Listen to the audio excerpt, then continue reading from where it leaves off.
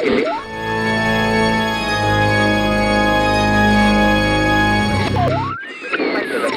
New Mexico.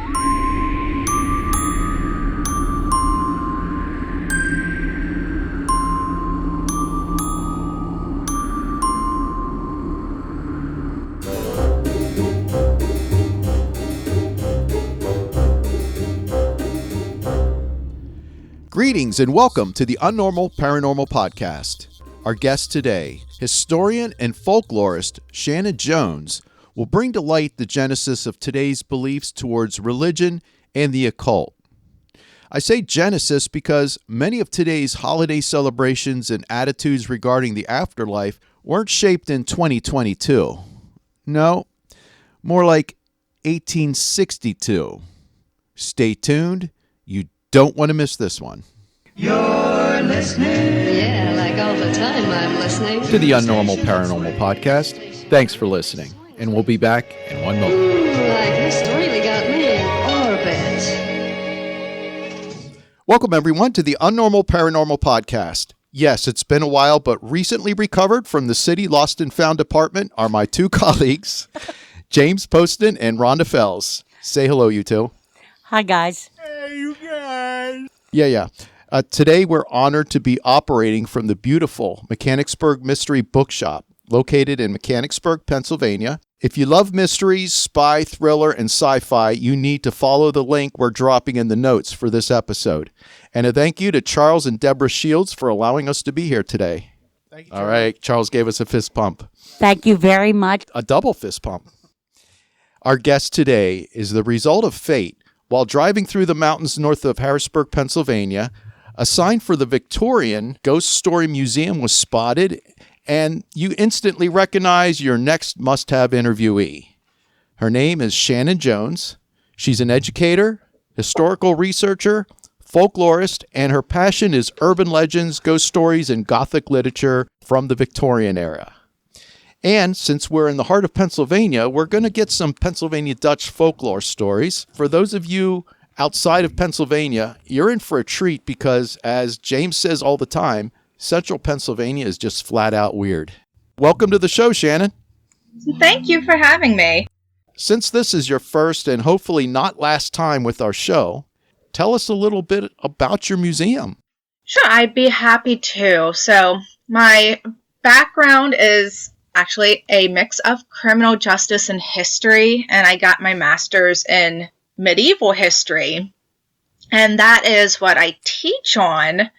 But I also love folklore and ghost stories, and when I was thinking about doing something that I could really put out there beyond classes, I thought, what do we lack? And that is a nice website to go over ghost stories, urban legends, Halloween stories from the Victorian era. So that is how I ended up creating a website for that genre of paranormal. And Shannon, this is Rhonda. Obviously, I'm the only one with a higher pitched voice. That's how you can determine who I am.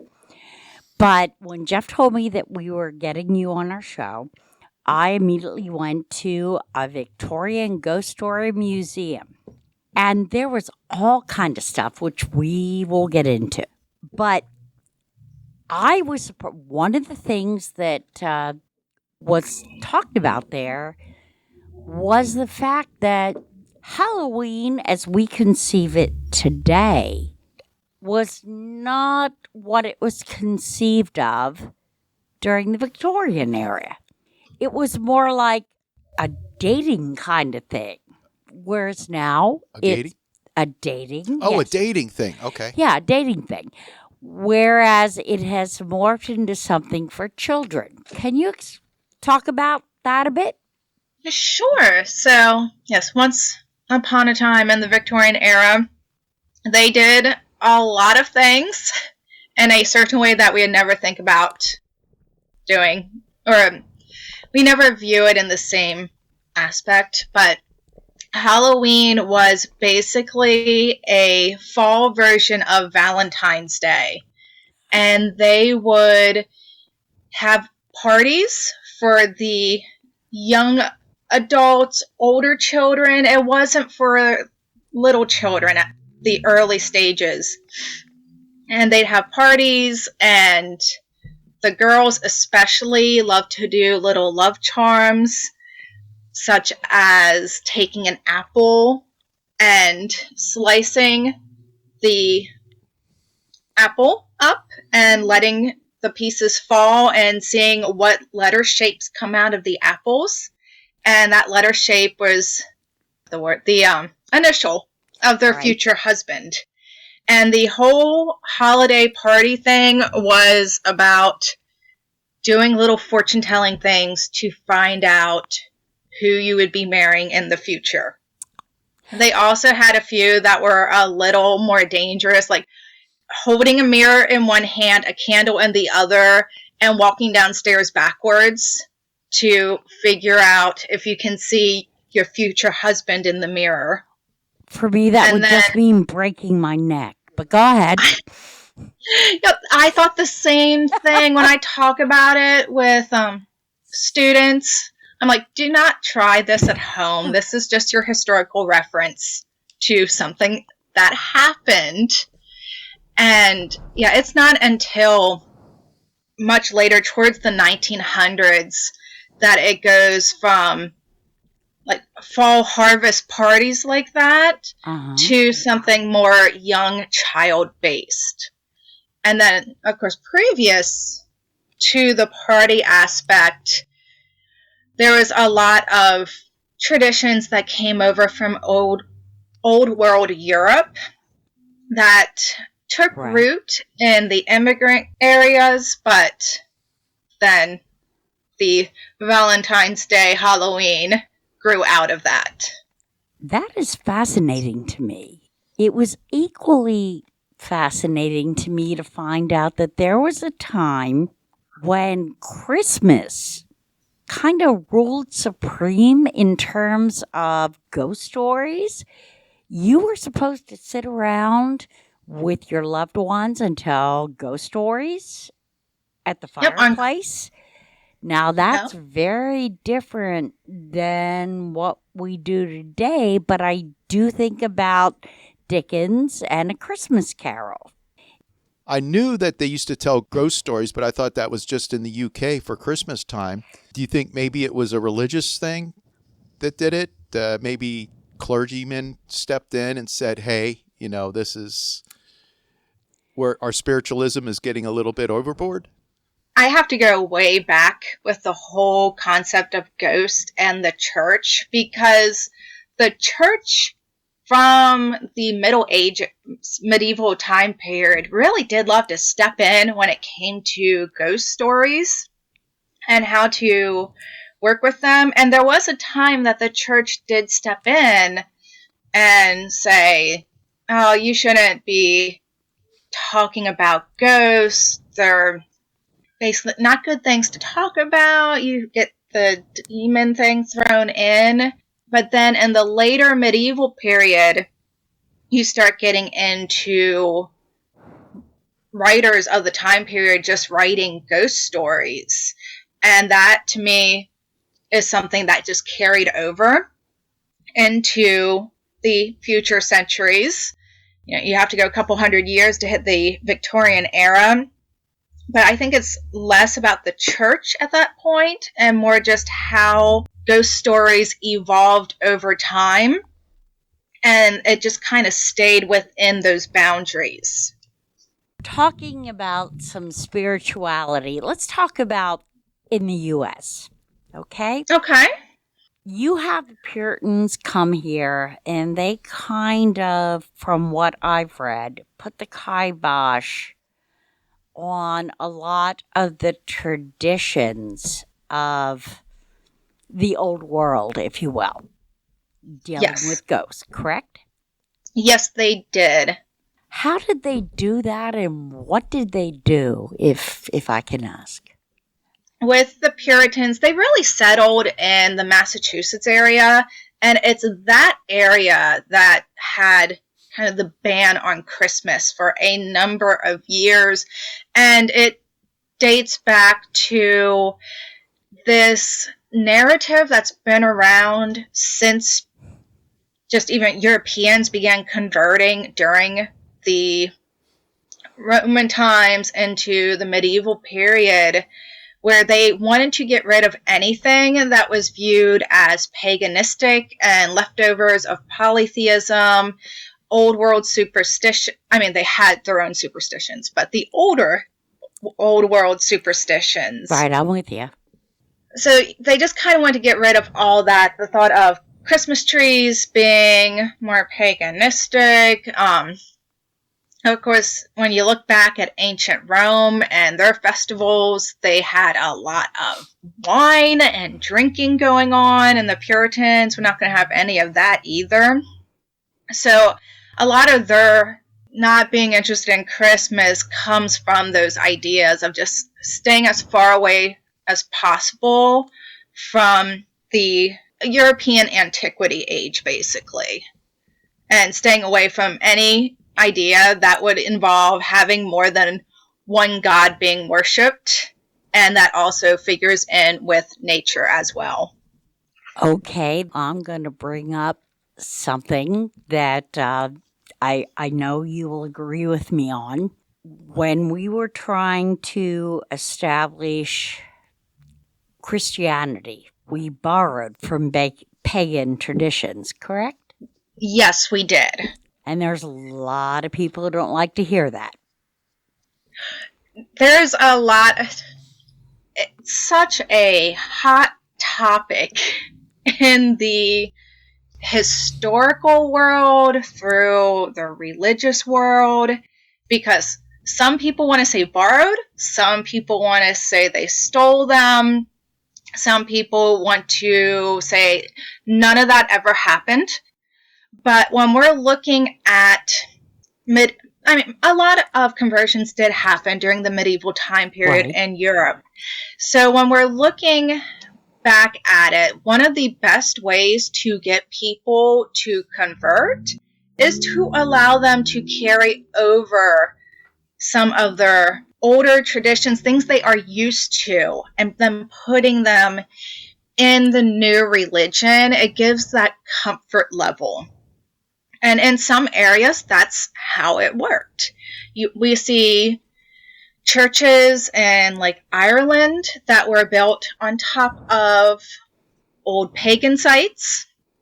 And then we see goddesses such as Bridget becoming a saint within the Catholic Church. But then there were other areas that took a more forceful approach to their conversions. And so it's really a mix, depending on where you are, how much was kind of folded in. And then as we see the Catholic Church go through its evolutions in Christianity, we see the rise of Protestantism, and then everyone breaks off.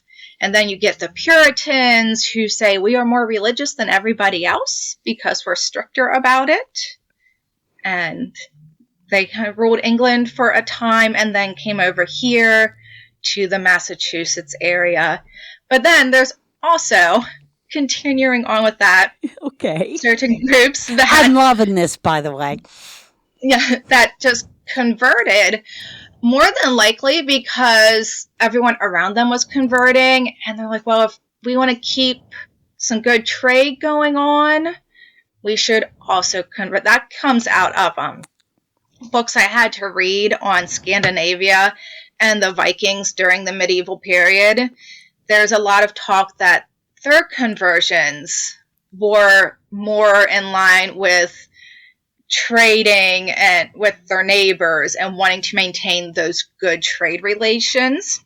Because if you know anything about the Vikings, we know that they did like to go trading and raiding and sometimes pillaging and then bringing all their goods home and settling in for the winter until they could go back out and do the same thing again. So they'd want to keep good relations if it meant keeping gold in their pockets. Exactly. And I will tell you, I mean, the whole thing about the Vikings, I never understood the meaning of the word berserker. Berserker was, it literally meant putting on the bear shirt, embodying the spirit of the bear, the power, the ferocity.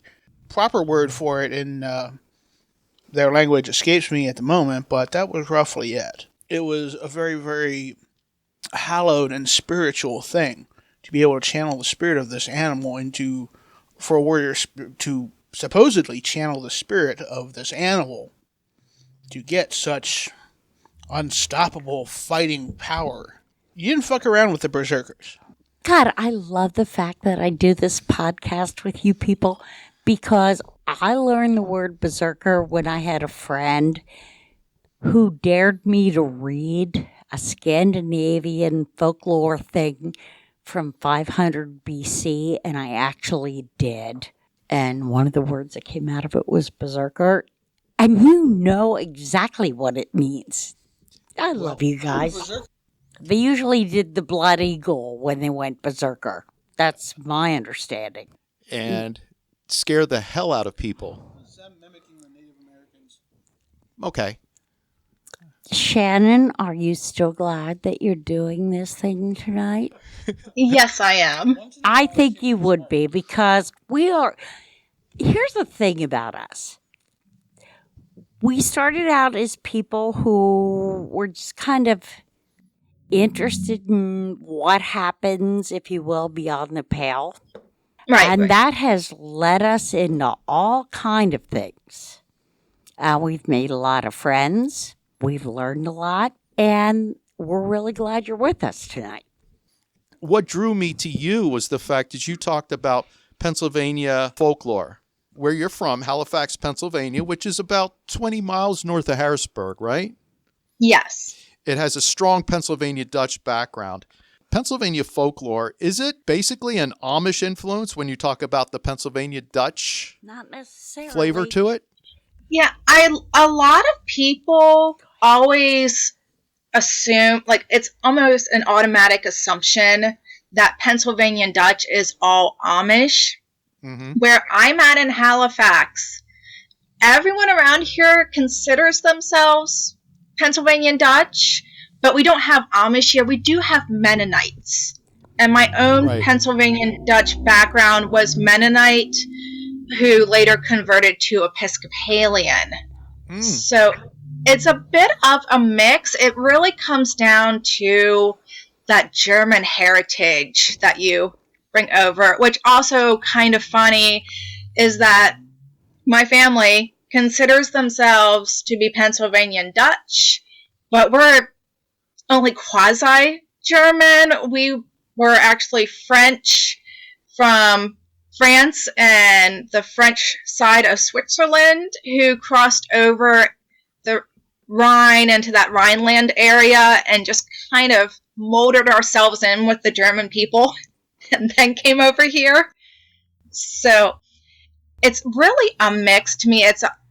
Being Pennsylvania Dutch just has a lot to do with your traditions you have, your folklore, and what you eat. Because the wonderful thing about folklore is that it can encompass so many things, from food to ghost stories to creature stories, and all that stuff can fit into it. As I'm listening to you talking about this, on both sides of my family, I have Pennsylvania Dutch. Gross. Gross and Steiner. Okay. And as a kid, I used to laugh when I mean, as a teenager, I guess. I'm learning about the Second World War because the German half of the family married into the British half of the family. And I'm like, if you guys had just made it universal, we would not have had Second World War, which they didn't find funny. I don't know why. But the point being, I love the stories about the Pennsylvania Dutch things. And I will let Jeff get back to it now. One time we were investigating in Gettysburg, Pennsylvania, which has a heavy Pennsylvania Dutch contingent to it. And Rhonda was talking, we were getting EVPs. and there were people in German speaking. Did I ever play that for you, Rhonda? Yes, For you and did. Kathy Dawson? You played it for me. You played it for me and Kathy. It scared the crap out of me. Are you familiar with EVPs, Shannon? Yes, I have quite a few, although I don't quite remember where I put my good recorder at. Oh, okay. Well, if I find it, I will send it to you. But we were in Gettysburg, and there's a preponderance of German names on the headstones. And before we even said anything, it almost sounded like an elder, a church elder, or somebody who was in charge, and it was an older man's voice. And it sounded very foreboding. If I think I understand, I think he was talking about, what are they doing here? Be careful what you say to them. A lot of people have that reaction to us. You could tell it was definitely German. There's got to be something to that. That was just a side story. But I'd like to know a little bit more about this Belsnickel. It comes from German folklore. Belsnickel was a companion to St. Nicholas.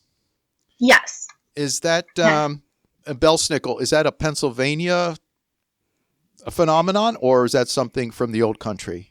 So he comes from the Palatinate region of southwestern Germany, but he's not really one you hear about anywhere else in the United States other than the Pennsylvania and Dutch region. This is where he's really big. That's fascinating. Yeah, it's not like he's gone with other German communities around the country. It's just right here. And I know Halifax does it, and I've heard there's a few other places that do it, such as I think the Lancaster County region. Mm-hmm. Every year before Christmas, they do some kind of festival or parade around Belsnickel. And for Halifax, we have a parade with a Belsnickel character who's, the best way to describe him is kind of a crotchety Santa Claus, and he's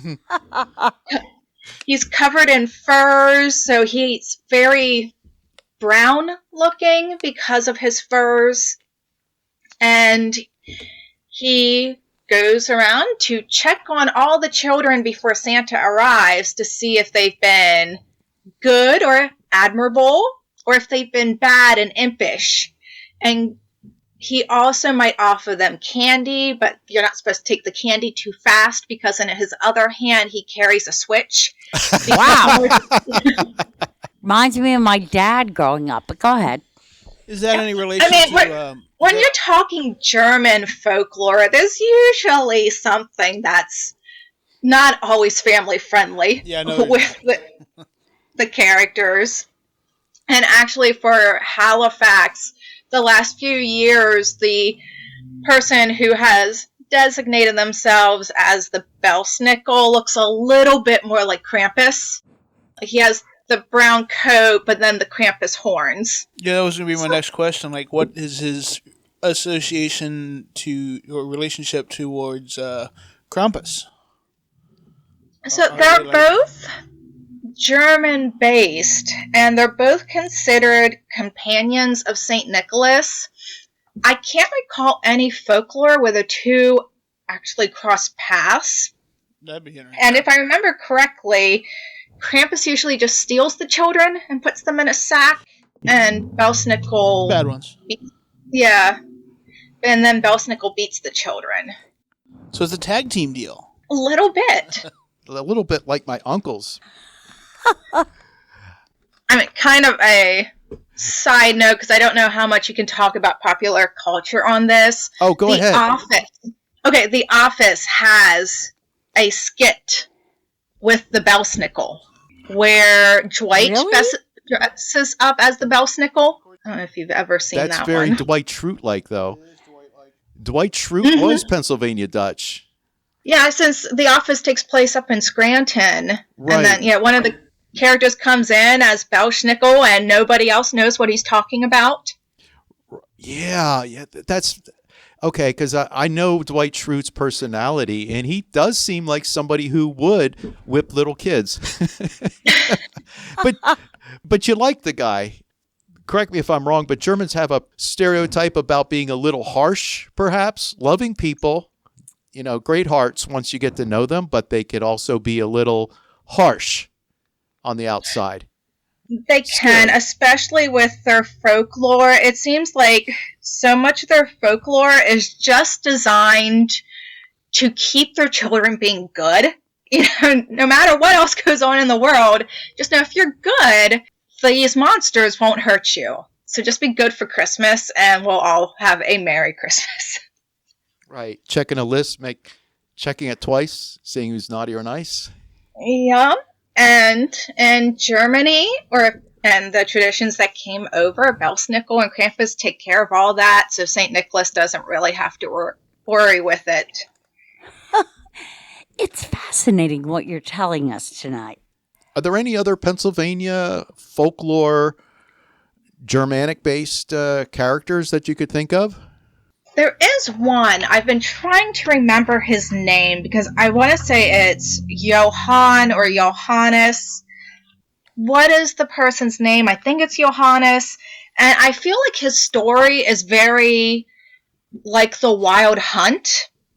But then I couldn't find my exact notes that reference him. And I still can't find my notes that reference him. And when I try to Google him, Google does not help with Pennsylvania Dutch folklore unless really you're just going to pull up. Huh? I said it really doesn't because I was trying to do that earlier today. I have a feeling that we, if you're willing, will be having you on again. So we can get back to that in another episode unless you come upon it. So far, no luck, but if I do, yes. Because I don't want to give you the story that's in my mind if it's not quite right. That's the problem with folklore. There's so many stories. Sometimes it feels like they run together. I'm not a folklorist, and so many of my stories run together, but that's just me.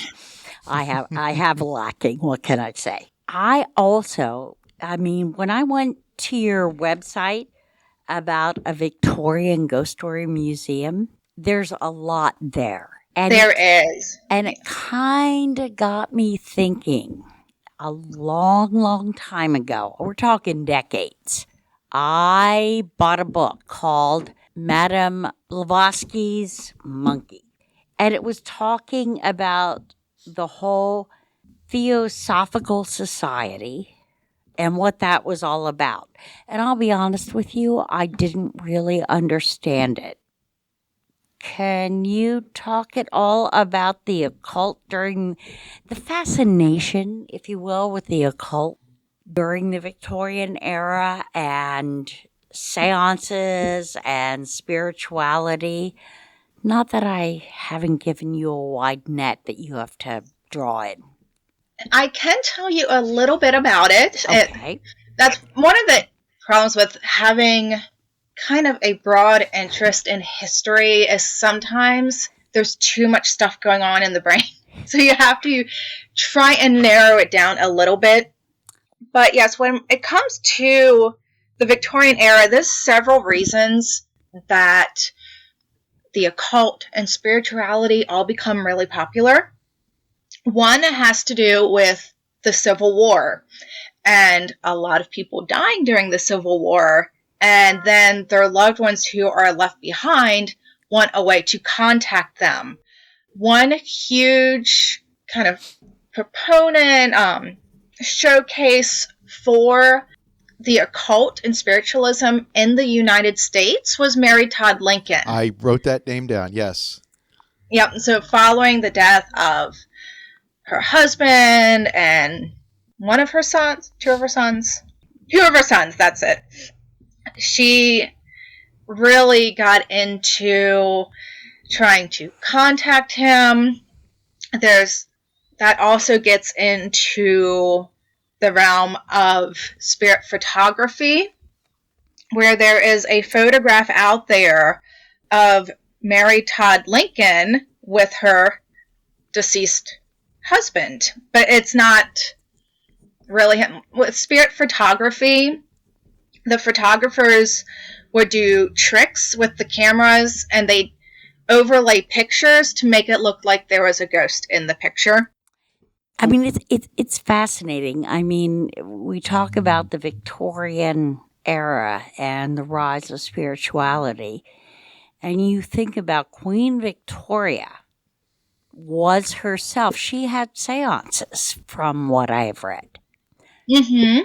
So the Queen of England was having seances, trying to summon up Albert, her dead husband.